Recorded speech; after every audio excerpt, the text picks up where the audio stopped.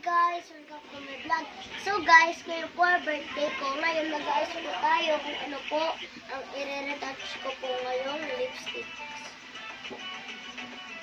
So, ang pipiliin na lang po natin siguro ito po.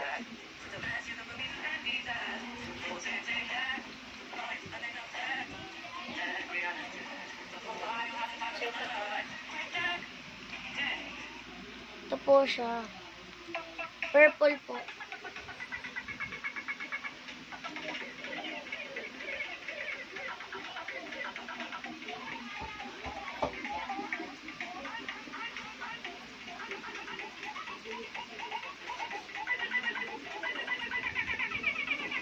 Kalat natin.